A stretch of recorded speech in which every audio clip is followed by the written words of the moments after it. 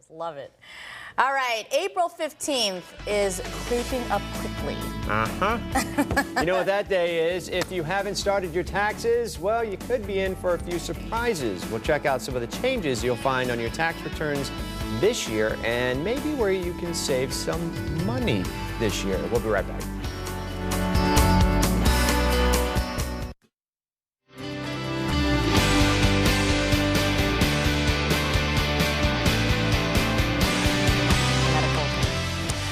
April 15th, yes, we all know the doomsday, better known as tax day, the day we all have to make sure our individual income tax returns are stamped and in the mail and on its way to Uncle Sam. And for those of you who have waited to file, yeah, we still got a few weeks. We want to help you out.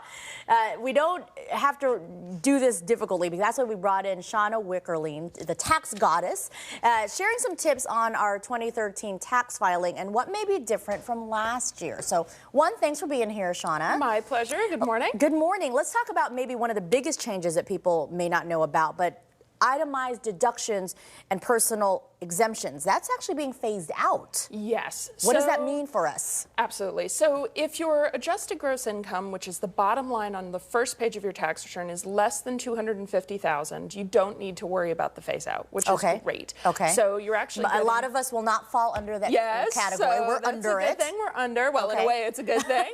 But yes, so your medical, the only thing that really needs to be concerning you is that your medical expenses, last year you needed to be over 7.5% of your adjusted gross. Now you need to be over 10% of your adjusted gross. Oh, so it's a bigger, you need to have number. more itemization there. So you really want to try and bunch all of your medical expenses into 1 year. Name us a few things that maybe people don't realize fall under medical. I didn't realize that like saline solution for my contact lenses falls under that. So this is the neatest thing. If any of your doctors have told you that you need something, it falls under medical. So that could include massage, it could include acupuncture, that could include vitamin C if it's a specialty thing from your doctor. So just make sure that your doctor has it in his notes, his or her notes, that that is required for you, and you're good. I've even heard something as far out as a hot tub. So check with your doctor for sure. I'm going to get a prescription for that one. All right, let's talk about maybe one of the bigger changes too. We're seeing Obamacare. How does this affect filing, if it affects it at all? So again, if you're under that $250,000 AGI, you're safe. If you're over it, the tax rates have increased on both ordinary income as well as capital gains tax. So where a lot of people are getting hit is that they've withheld on their W-2s the same way they've always withheld, but now your tax rates are 7% now it's higher. Gonna be bigger. Yeah, so if you haven't even prepared a draft of your tax return yet, you probably want to get on that so you don't have a surprise come April 15th. All right, same-sex marriage provisions, that's changed a bit too. That's definitely changed. And at the federal level, so if you've been married in any state, at the federal level, you have a choice to file jointly, which is new. The state of Arizona, it's still not quite here yet, so you're still filing separately.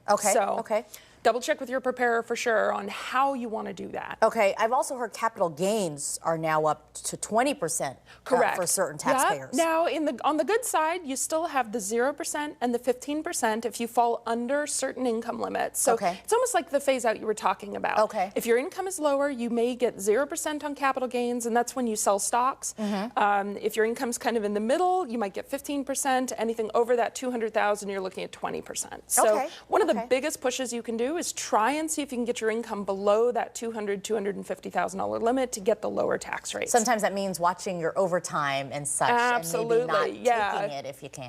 Or don't get paid out on vacation time, that kind of thing. Okay, good to know. Now, as people are saying, I'm taking note of all these little changes, what are some of the common mistakes that people make that really could avoid a big hassle when filing your taxes? So one of the biggest things is if you can e-file, e-file. You know, there's always been this argument about, is e-filing better, is paper filing better? The government wants you to e-file. If you can e-file, the process is streamlined.